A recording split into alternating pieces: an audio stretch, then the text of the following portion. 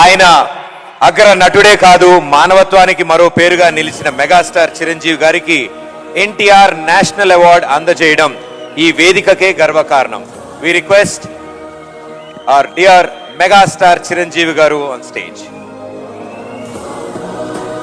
Megastar Chiranjeevi గారికి NTR national film award తో పాటు రాష్ట్ర ముఖ్యమంత్రి వర్యులు శ్రీ ఏ రేవంత్ రెడ్డి గారి చేతుల మీదుగా ప్రశంసా పత్రం, 10 లక్షల రూపాయల నగదు బహుమతి అండ్ అలాగే స్పెషల్ అవార్డు అందజేస్తారు.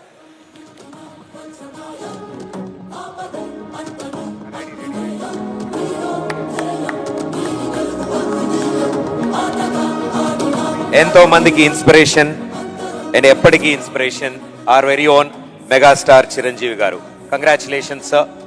మా మెగాస్టార్ చిరంజీవి గారిని మాట్లాడవలసిందిగా రిక్వెస్ట్ చేస్తున్నాము సార్. హృదయంగా ఎంతో కళకళలాడుతూ జరుగుతున్నటువంటి ఈ తెలంగాణ గద్దర్ ఫిల్మ్ అవార్డ్స్ కార్యక్రమానికి మూల విరాట్ అయినటువంటి గౌరవ ముఖ్యమంత్రి శ్రీ రేవంత్ రెడ్డి గారికి, డిప్యూటీ ముఖ్యమంత్రి మిత్రులు పెద్దలు మా భట్టి విక్రమార్క గారికి, అలాగే మరొక మంత్రివర్యులు జూపల్లి గారికి, నా సహచరుడు, నా ఇష్టుడు, నా మిత్రుడైన లోగన్ నాయకన్ కమల్ హాసన్ గారికి,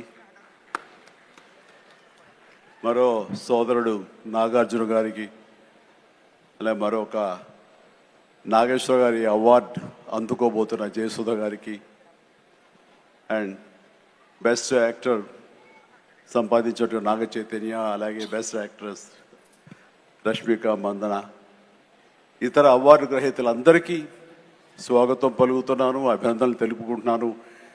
ఈ శ్రీ పరాభవనామ తెలుగు సంవత్సరాది ఉగాది శుభాకాంక్షలు ఇక్కడ ఉన్నటువంటి ప్రతి ఒక్కరికి, ఆహ్వానితులకు, వీక్షిస్తున్న వారికి, 2 రాష్ట్రాల తెలుగు ప్రజలకు ప్రతి ఒక్కరికి నా మనస్ఫూర్తిగా తెలుపుకుంటూ నా సంతోషాన్ని వెలిబుచ్చుకుంటున్నాను. ఎక్కడైతే కళాకారులు గౌరవించబడతారో అక్కడ రాష్ట్రం, దేశం, ఆ రాజ్యం సుభిక్షంగా ఉంటుందన్నది నానుడి. దాన్ని సరిగ్గా అర్థం చేసుకుని ఒక సమయంలో కుంటిబడి ఉన్న, లేకపోతే నెగ్లెక్ట్ కాబడినటువంటి ఇదే ఫిలిం అవార్డ్స్ని ఆ యొక్క నానుడి అర్థం పరమార్థం గ్రహించి గౌరవ ముఖ్యమంత్రి గారు మళ్ళీ పునరుద్ధరించి కళాకారులు గౌరవించుకోవాలి, సినిమా యొక్క ప్రభావం ఎంత ఉంటుంది, దాని ప్రతాపం ఎంత ఉంటుంది, ఎంత ఇంపాక్ట్ ఇస్తుంది అనేది తెలుసుకుని ఎంతమందికి ఉద్యోగ అవకాశాలు ఇస్తాయి, ఎంతమందికి ఉపాధి కల్పిస్తుందనే దాని యొక్క ఆంతర్యం గ్రహించి మళ్ళీ దానికి పునర్జీవనం పోసి ఇదిగో ఈ రోజు ఇంత బాగా సజావుగా సాగడానికి, ఇంత హృదయంగా సాగడానికి, ఇంత అద్భుతంగా సాగడానికి కారణమైన వారికి ప్రత్యేకించిన మనస్ఫూర్తిగా ధన్యవాదాలు సభాముఖంగా తెలియజేసుకుంటున్నాను. సార్, మనం కలిసిన ప్రతిసారి మీరు సినిమా గురించి, సినిమా అభివృద్ధి గురించి, సినిమాని ఎలా ముందుకు తీసుకువెళ్ళాలంటూ, ఈ హైదరాబాద్ అనేది నైసర్గిక స్వరూపంగా ఇది అన్ని దేశం మొత్తంకి మధ్యలో ఉంటుంది, అన్ని రకాల అట్మాస్ఫియర్స్ ఉన్నాయి, అన్ని రకాల అంబియన్స్ ఉన్నాయి, అన్ని రకాల ఇన్ఫ్రాస్ట్రక్చర్ ఉంది as for cinema is concern.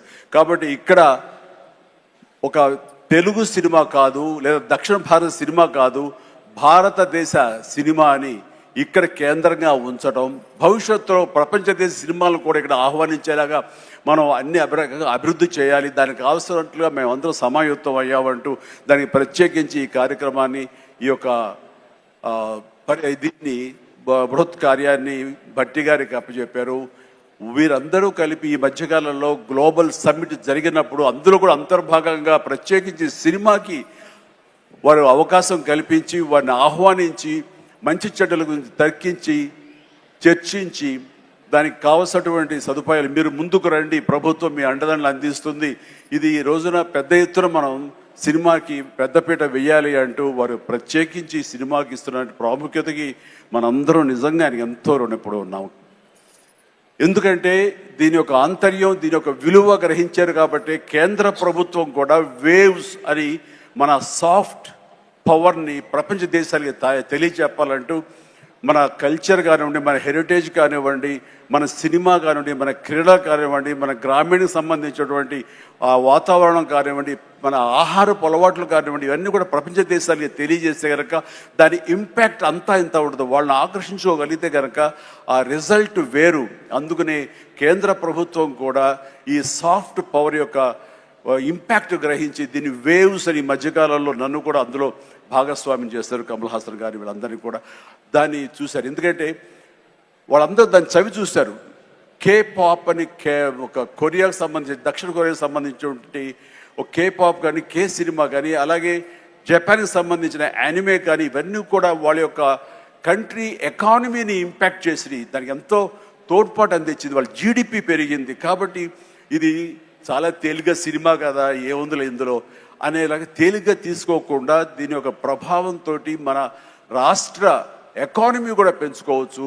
ఈ రోజున మన పేరు ప్రఖ్యాతులు కూడా తీసుకోవచ్చు. ఎక్కడ సరే ఇప్పుడు హాలీవుడ్ అంటే మనం ఒక అగ్రరాజ్యం గుర్తుకొస్తుంది. అలాగే ఇండియన్ సినిమా అంటే ఈ రోజున హైదరాబాద్, తెలంగాణ గుర్తుకు రావాలన్న ముఖ్య ఉద్దేశంతో మన ముఖ్యమంత్రిగా చేపట్టే బృహత్ కార్యక్రమానికి మనందరం చేదోడుగా ఉంటామని, ఇండస్ట్రీ మీ వైపు ఉంటుందని మనస్ఫూర్తిగా ఈ సందర్భంగా నేను తెలియజేస్తూ, మీరు ఎలాంటి ఆర్డర్స్ ఇచ్చినా సరే శిరసా వహిస్తూ ముందుకు తీసుకువెళ్తామని సందర్భంగా మీకు తెలియజేస్తాను. సార్, ఇక్కడ సందర్భం అసందర్భం అని తెలియదు కానీ